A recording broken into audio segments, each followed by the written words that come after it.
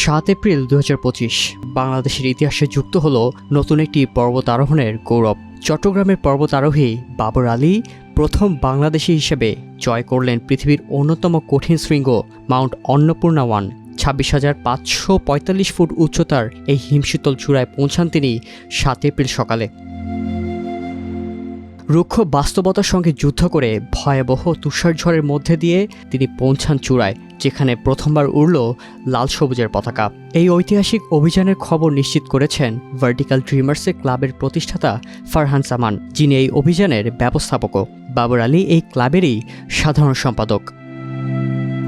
অন্নপূর্ণা 1 এটা হচ্ছে ওয়ার্ল্ডের 10ম শীর্ষ পর্বত। 2012 সাল 15 সাল পর্যন্ত এটাকে ধরা হতো one of the deadliest mountain.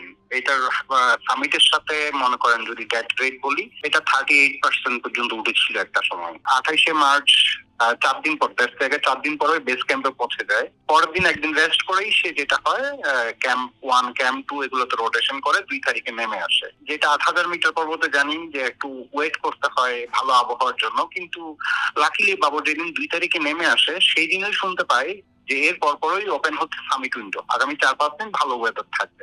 3 তারিখে ক্যাম্প 1 উঠে গেল, 4 তারিখে সে চলে গেল ক্যাম্প 2 তে।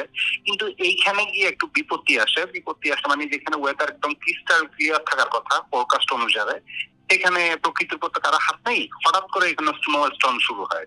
এর মাঝখানে আমরা 4 তারিখে শুনতে পাই যে বাবর ক্যাম্প 3 তে উঠে গেছে। অ্যাকচুয়ালি অন্নপূর্ণাতে এবার ক্যাম্প 2 থেকে ক্যাম্প 3 পথটা ছিল সবচেয়ে কঠিন। ওই পথটা খুবই টাফ এবং এটা ওয়ার্ল্ডের রিনোন যারা মাউন্টেনিয়ার আছে তারা ফেসবুকে এই জিনিসটা নিয়ে পোস্টও করেছেন। তো আমরা এটা নিয়ে টেনশন ছিলাম, কিন্তু বাবর যখন এটা নিরাপদে পৌঁছে যায়, পার হয়ে যায়, তখন হচ্ছে আমরা একটু নিশ্চিন্তের মানে চিন্তা মুক্ত হই আর কি। নর্মালি 7400 মিটার একটা ক্যাম্প 4 করা হয়, যে ক্যাম্প 4টাতে এদেরকে স্কিপ করতে হয় এই সামিট উইন্ডোটার কারণে। এবার সব টিম, যতটা টিম ছিল সবাই এই ক্যাম্পটা স্কিপ করেছে। একদিন এখানে ক্যাম্প 3 তে স্টে করতে হয়, কারণ হচ্ছে রো ফিক্সিং হয়নি সামিট পর্যন্ত। অবশেষে গতকালকে রাতে সে সামিটের দিকে রওনা দেয় এবং আমরা সারাদিন খুব টেনশন ছিলাম। এইসব 8000 মিটার দিকের সাথে আসলে কমিউনিকেশন অনেক কষ্টকর, স্যাটেলাইট ফোনের মাধ্যমে হয় এবং স্যাটেলাইট ফোন হেভি এক্সপেন্সিভ। আমরা খবর পাচ্ছিলাম না। অবশেষে দুপুরবেলা খবর এলো যে আজকে ভোরেই বাবর প্রথম দিকেই সামিট করে ফেলেছে।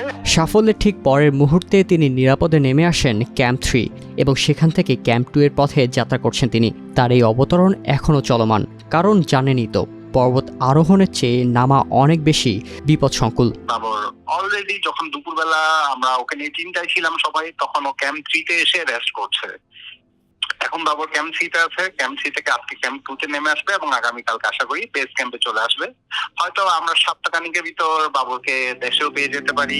এভারেস্ট এবং লোৎসে সামিটের পর এবার অন্নপূর্ণা জয়। বাবর আলী যেন হয়ে উঠেছেন বাংলাদেশের পর্বত আরোহণের এক অনন্য প্রতীক। প্রথমত বাবর গত বছর যেটা করে 2024 সালের মে মাসে 17 তারিখ করে এভারেস্ট ওয়ার্ল্ডের হাইয়েস্ট নাম্বার 1 পিক, এবং চতুর্থ পর্বত করে তার ঠিক 2 দিন পরেই 19শে মে 2024 সালেরই, যেটার নাম হচ্ছে লোৎসে, এবং এবার করেছে সে 10ম পর্বত, 10ম শীর্ষ পর্বত অন্নপূর্ণা 1।